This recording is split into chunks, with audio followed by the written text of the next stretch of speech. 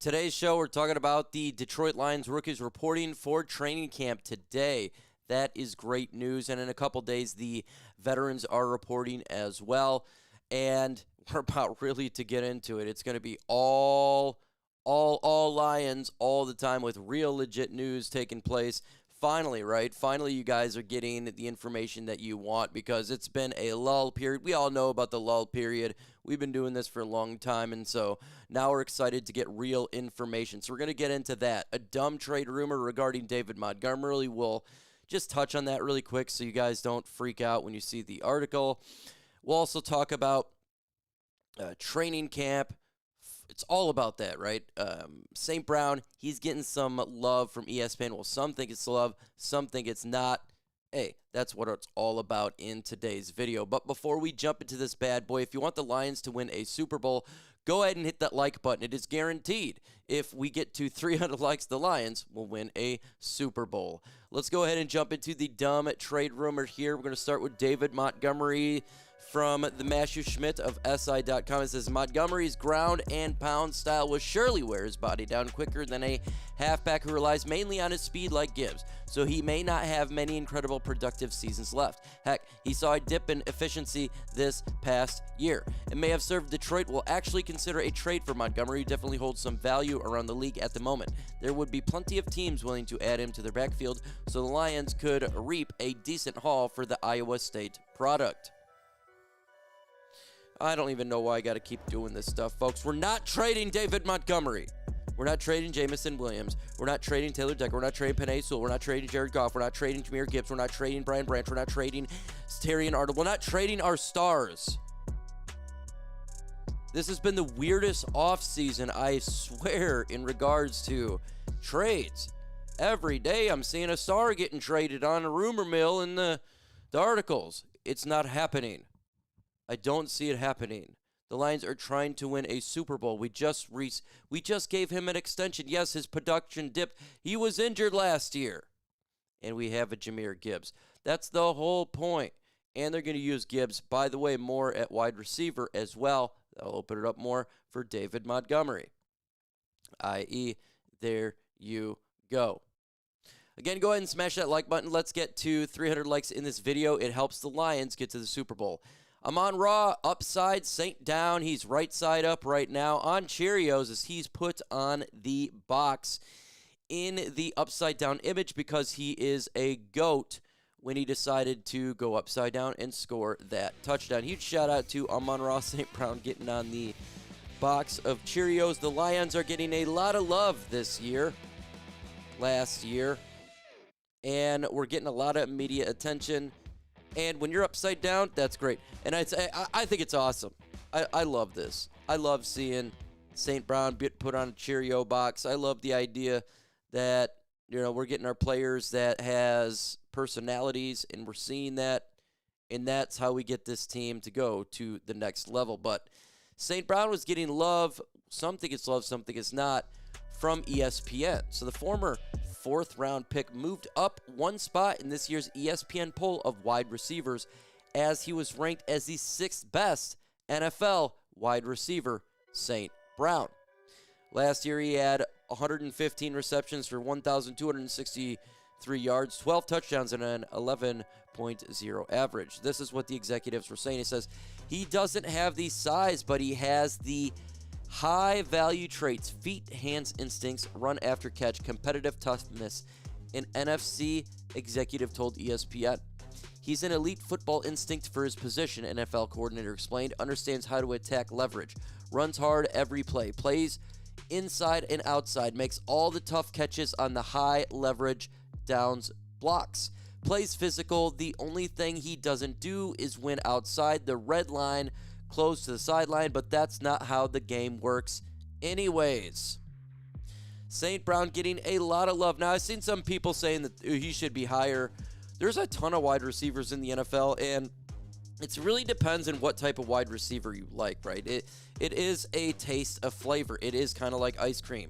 Do you like Blue Moon? Do you like Neapolitan? Do you like vanilla? Do you like chocolate? Whatever it is. You got the bigger receivers. You got the slot guys. You got the guys that win off size. You got the guys that win on route running. And it just really is what your flavor is. I personally don't care. I want a receiver that just catches everything and gets yards. That's really it. To me, that's what a number one wide receiver is. St. Brown's a number one wide receiver. Is he the biggest guy in the world? No, he's 6 foot tall. He's as tall as me.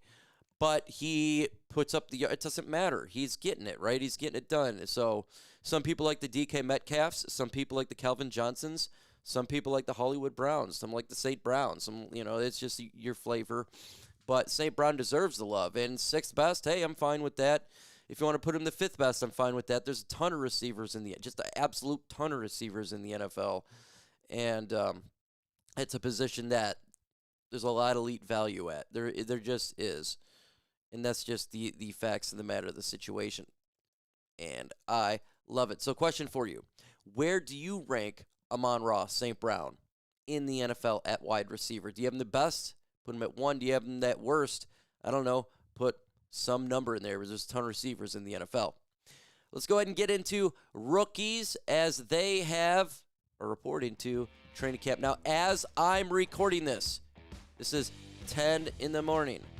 Tate Ratledge has not signed his deal. He's not signed his contract, and I'm keeping it updated here. He's going to sign his contract. To me, this is not that big of a deal, to be honest with you. It's going to happen. I don't know why it hasn't yet. I think he's wanting guaranteed money or something like that. But it will eventually happen. May he miss a practice? Yeah. I'm not exactly sure how all the rules work specifically, but he could miss a practice or two.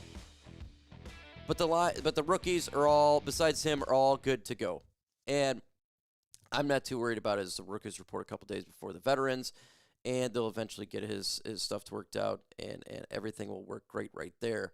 So, but he hasn't signed as of yet, and that's just something that's just occurred. So I want to talk about things that we need to be watching for, at least for today, because I know a lot of people are going to want to know information. Not a lot's going to come out. And, yeah, they're going to practice, and maybe we'll get snippets of what's going on with the rookies. But it's kind of like the rookie minicamp at this point, right? The veterans are not even there. Some veterans are going to be there. You'll have folks trying to make the team. But we got to wait for the veterans to show up. And then once this whole thing plays out, we really can see what the depth chart is and what everything is going to look like for the Detroit Lions, because there is a ton of questions. I was just on the Huge Show yesterday talking about training camp and talking about what are the storylines that's coming up here, and I got to say there's a lot. And I think one of the biggest ones to me going out is the offensive line. I think that's the biggest, is who's going to be there on the offensive line, who's going to be there for the defensive line, what's going to be. And we'll start with the defensive line, right? And I think that when it comes to the Detroit Lions, what we're going to be watching for here is a lot is going to be Aiden Hutchinson. Everyone's going to want to watch Aiden Hutchinson and how is he going to be back on the field when he does practice. And yes, I think that we should be watching that. That's going to be a storyline. I'm definitely going to be talking about that. But I think more importantly, it's Marcus Davenport with the injury front. I'm going to be wanting to watch Marcus Davenport. Also, who's going to be the first strings, the second strings, the third strings of this whole defense? Remember, Shep, we have a new defensive coordinator. We have a new way we're going to run things. So I'm really curious to see who's all going to be up in there. And in the secondary, by the way, you have a new player in DJ Reed, second year in Terrion Arnold. And, Meek Robertson come back from injury. How is the secondary going to look? How is everything going to be? And we can't talk about defense unless we talk about the linebackers, right? And one of the biggest things here is Alex Anzalone going to be on the field? I think eventually he's going to get that contract done, folks. And here's the thing, folks. Here's the thing. I may make a video when the contract gets done. It just depending on if there's any more news, because we all know it's going to happen. We all know it's going to happen. It's just when. So I'll probably make a breaking video for that, but I want to see when he's on the field. That's one thing. That's definitely one thing.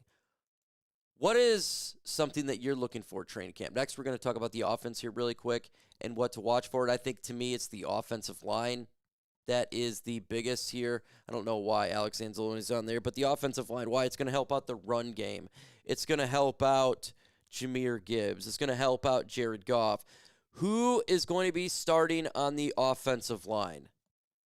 That's going to be the biggest thing. Is it going to be Tate Ratledge at center? We don't know. We don't know. Could it be Graham Glasgow? Potentially. Wide receivers. Jared Goff without Ben Johnson.